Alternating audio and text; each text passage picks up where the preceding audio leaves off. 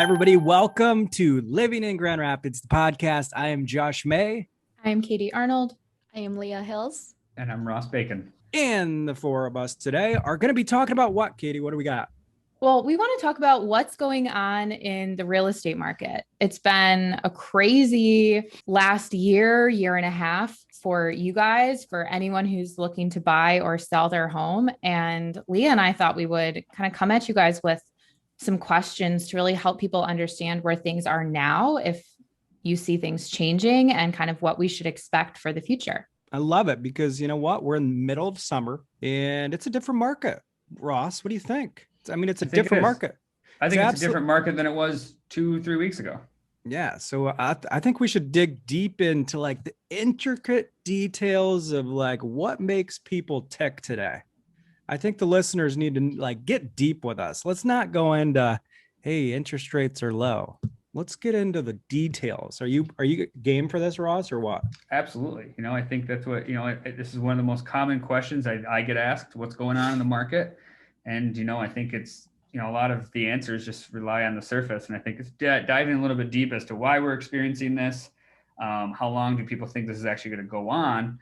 And, kind of back it up with a little bit of facts. I think a lot of people are just kind of throwing out what they think is going to happen, but not really basing it off anything. Ladies, do we have some good questions to just prompt this conversation? Yeah. So I want to kind of kick it off with like, what changes have you seen? Or maybe you guys even start with kind of where things were at the start of this year, at the start of 2021 to where things are now. Like, what changes have you seen, whether that be both buyer side and seller side? Well, I'll say this. I think this year was a big change in a sense that we're coming off of this strange pandemic that hit.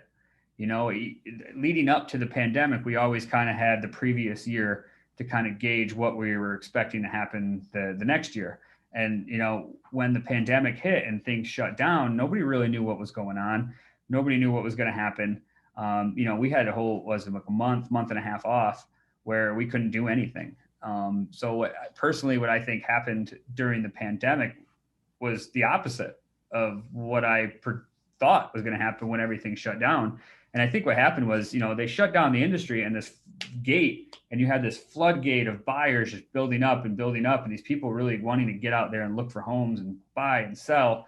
You got all these sellers saying, whoa, let's wait a second to figure out what's happening. I'm not going to put my house on the market. And then as soon as, May rolled around and we were able to get back to work, because just someone opened the gate and all these people just kind of fell into the market. And I think that it created an absolute feeding frenzy. So leading into 2021, it was kind of hard to gauge what to expect based off what had happened the previous year. So I think that, it was consistent with the other years. I really don't think that the shutdown really changed a whole lot. I think Grand Rapids has always been in this little bubble where it's just been a hot market, a lot of people moving here. And so this year has been pretty consistent. But I would say that it's gotten a little crazier, a little more challenging for buyers. And, understanding that market and maneuvering it is key to, having success for these buyers. Yeah, I like it. I want to jump in and dig into that one too, because, I've been doing this a long time. You guys joke with me. It's we're up, what are we, 21 years now? 21 years. 20 years. So I believe that Grand Rapids has always been a very seasonal market. For the past 20 years, we've had some ups and downs with the recession. And, to me, I can kind of gauge what time of year we're in by how busy the real estate market is. And like Ross said, we threw everything out the window last year. There was no seasonal market. Once we came out of the pandemic, it was basically a nonstop rush from May or June of last year all the way into 2021. We did not experience a slowdown in the winter. And really, that's just because, like Ross said, we were completely shut down for a couple months. So 9 months of, 12 months of real estate got condensed into 9 months, keeping it a very busy market in 2020. Now, in 2021, still with inventory levels incredibly low, what we've experienced is an absolute backlog of buyers, right? And we talked about this a little bit on one of the previous episodes. What we all need to understand is there is such a large pool of even younger buyers, like the millennial buyers want to enter the market. And that group of people keeps getting larger and larger in the buyer pool. And with low inventory levels, you have what causes this backlog and creates this absolutely just market that's on fire. Now, in my experiences, for April and May in my 20-year career, I can honestly say that 2 month stretch was probably the most intense real estate market I've ever been a part of. From a buyer and seller perspective, if you were a buyer, bring your A game, because it was the toughest time to purchase a house in most price points, because of the competitive nature of the market. As on the seller side, obviously you're in a great situation there, because you get to choose out of multiple offers in many different cases. But for me, April and May were the most intense months probably in my career, which is saying a lot, because there's been a lot of months there. Now, here's the interesting thing. I think we're back to what I started with, was that seasonal market in West Michigan. It's kind of a little bit slow in the winter months, and then we have an intense spring market. And then once school gets out and the beautiful summer months are here, people relax a little bit. Now, that I saw that happen in June of this year again, which to me, that was more of a normal market. We just did not experience that in 2020 because of the pandemic. So I'm seeing some patterns that we're getting back to maybe a little bit more of I don't want to say a normal market. I still think we're going to appreciate. I just don't think it's going to be as intense as it was. Now, another stat, which just absolutely blows my mind, is how much West Michigan and Kent County has appreciated over the past year. I'm talking about how intense the market was. I mean, there's, stats out there where we've appreciated anywhere between 14 to 18% in different areas, which again, we have never seen appreciation like that in my career. I think that a lot of that's coming back. It's like last I heard and I read the statistic that it's not just Grand Rapids too. It's like the entire country. We're starting to hear more. Grand Rapids has been like this for many years, but what I'm starting to hear is when we get a referral from another agent out of state, I'm now starting to hear what's already been going on here for years. They're starting to experience that now. The whole 30 days possession after close. I talked to an agent last night out of Washington who I found a home for some buyers. She referred to us, and she was shocked that we already got him a house and found something for him. And I think that last I heard was the country short over 4 million homes. So, like you mentioned, you got this huge backlog in the millennial market entering into the home buying process. And it just there's just such huge shortages going on right now. And again, I think Grand Rapids had just started experiencing that pinch well before the rest of the country. So it's something that we're kind of seasoned with. And this is like kind of all we know. But it's very, very interesting to talk to agents outside of the state who are now experiencing what we've already been through for many years. I do want to add something just from a price point perspective. What I've also seen just over the last 30, 60 days is, in general, anything under, under 400,000, even 500,000 is still, as long as it's priced close to where it should be, it is going to be very competitive if it's a nice house. I'm actually seeing a little bit of a slowdown in the higher end market, like anything over 600,000, 800,000. So those were the homes that in April and May were very intense, very competitive. And that has slowed down a little bit. Now, I go back to the reason why it has slowed down, because people were busy with school getting out. In that higher end market, you often have a lot of people that are in and out of town so much. They're maybe have a vacation home they're spending time with. So I think we're seeing a little bit of a seasonal slowdown, which is kind of back to the normal market that I've been used to my whole career. I think that that's absolutely right. And I've noticed that weird pullback. And, we always joke that say, oh, this is the end. It's like the market, it's changing, and it's not. I mean, we experience this exact same thing every year, where there's this little bit of a pullback or sense of bringing down from the hotness of the spring market and a little bit more normalcy. We're not seeing those 30 offers on a home. Great. It's still very competitive, but, at least people can kind of take a little bit of a breather. But yeah, absolutely. Like, we're coming up on midsummer months, and just people's minds really aren't as focused on the home buying process as they would be early spring, or like heading into school as well. as you mentioned that, I also think that let's be honest here. I mean, mentally, we have been the world, the nation, everybody's been just pretty shut down as far as being able to travel, being able to get out and about, enjoy the summer months. Like this particular summer, I think more than any other summer that I can remember, people are wanting to just go enjoy the outdoors. They're wanting to go enjoy the water. And you know what? Maybe buying a house isn't on their high priority list midsummer. And I think that's reflective of coming out of a pandemic. Now, we're not talking anything negative here. I mean, we're still selling a lot of houses, and we're personally going to have a record year, which is amazing. The industry is having record years, which is amazing. So I think we're just digging a little bit deeper into the seasonal portion of the market and talking about those details. We're ready for anything right Well, now. I think you've already kind of answered it, but if people were to just point blank ask you, like, would you still call this market a seller's market? Like, because obviously you keep mentioning the backlog of people. So would you say, yes, it is a seller's market or no? Yeah, it's good. Yeah, I would say that it's a seller's market. It's kind of a double-edged sword. I would also say it's a buyer's market. It really is. I mean, the biggest thing is people, buyers is you can't enter this market and be discouraged. There's always going to be another house, and all it takes is one house. That's all it takes. And I think that now's still an absolute incredible time to buy. I always bring up the example when I bought my first home. I bought in 2008.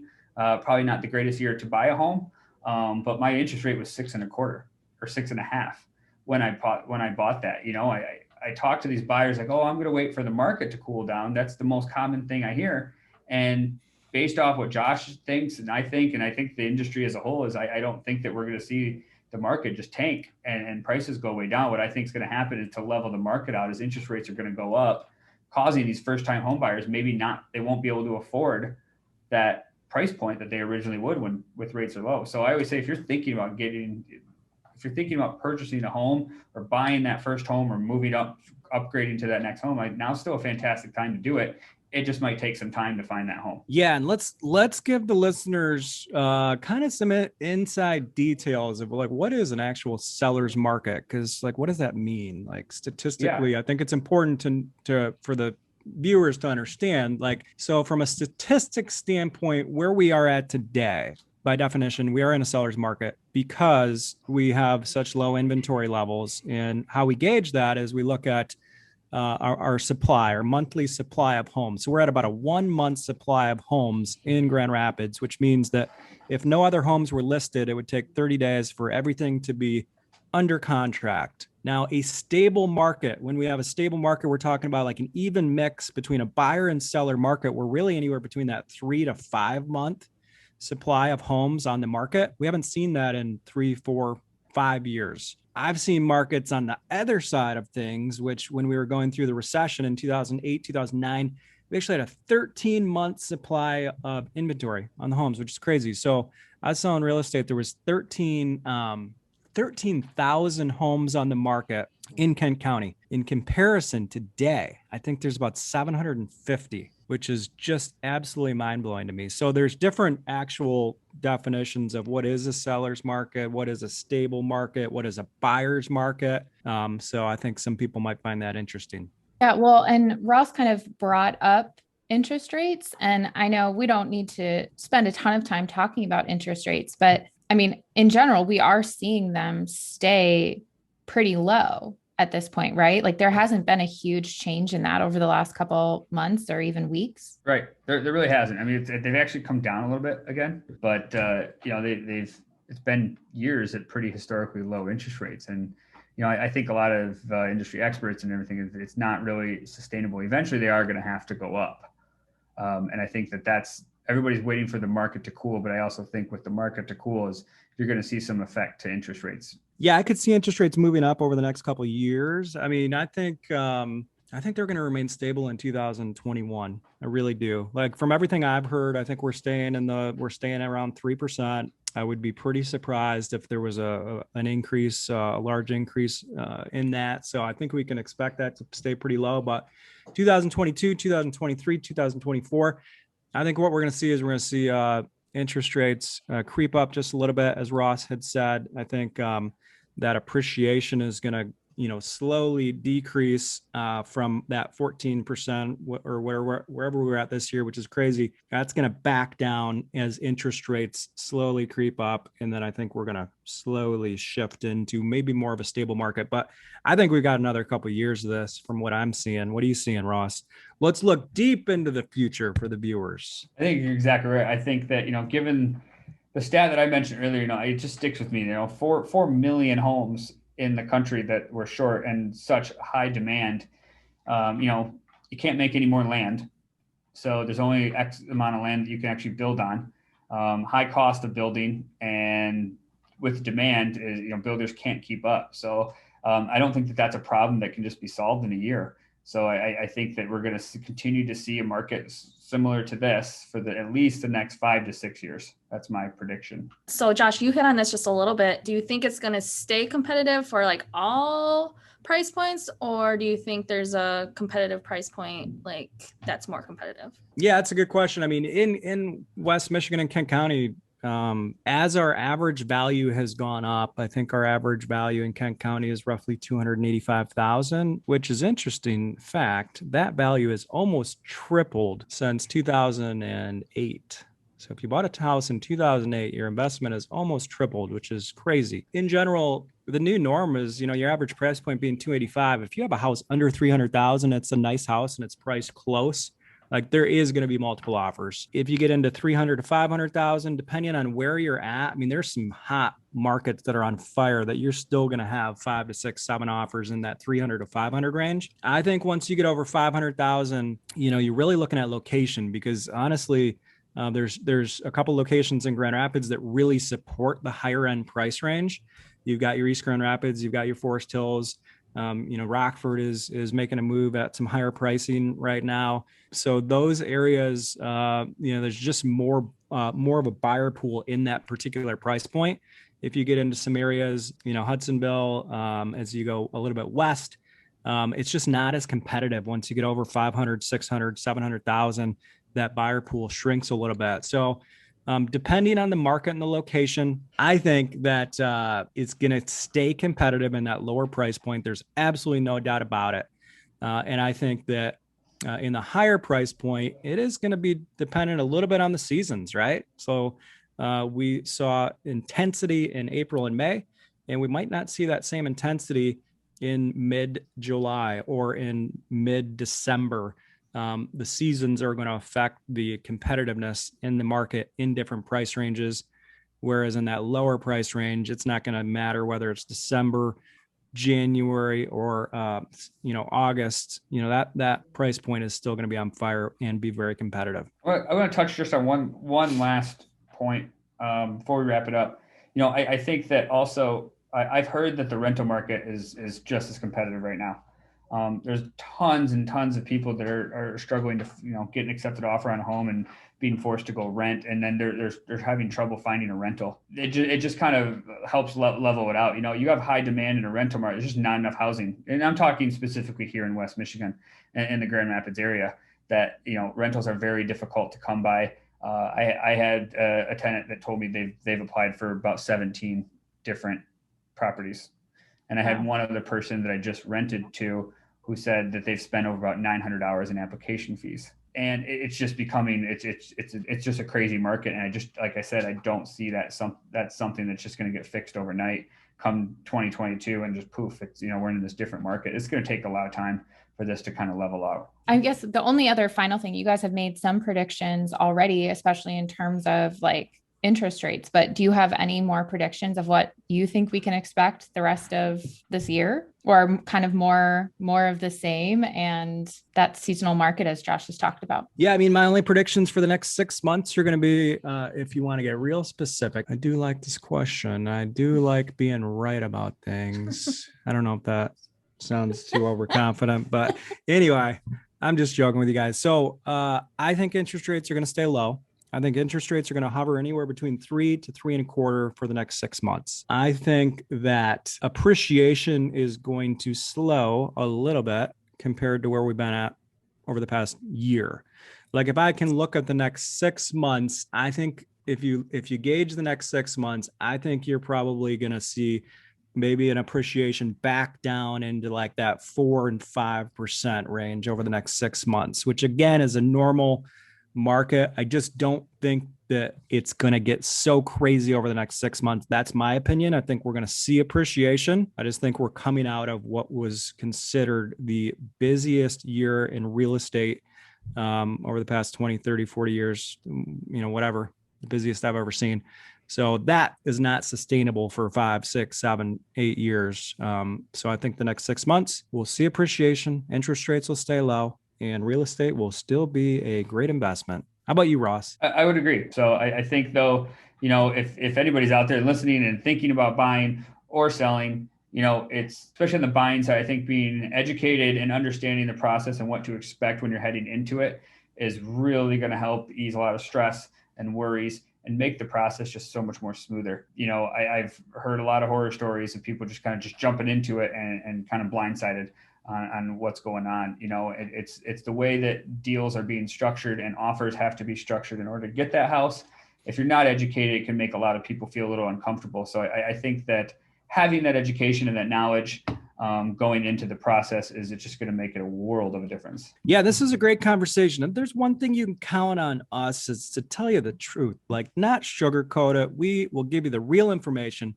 We'll dig deep on the market. I mean, we talk about it all the time. We study it. We have a really good feel for it. Like if you're in the market every day, if you're selling a house every day, like you have a good feel for like the tendencies of the market. Like you can almost feel the waves. It's like an ocean, Ross. You can feel the waves, right? Yeah. But anyway, where I was going is we'll always shoot you straight, and we love digging deep on this conversation. So thank you guys for tuning in. After you get done thinking about real estate, we'll let you get back to living in Grand Rapids. Have a great day.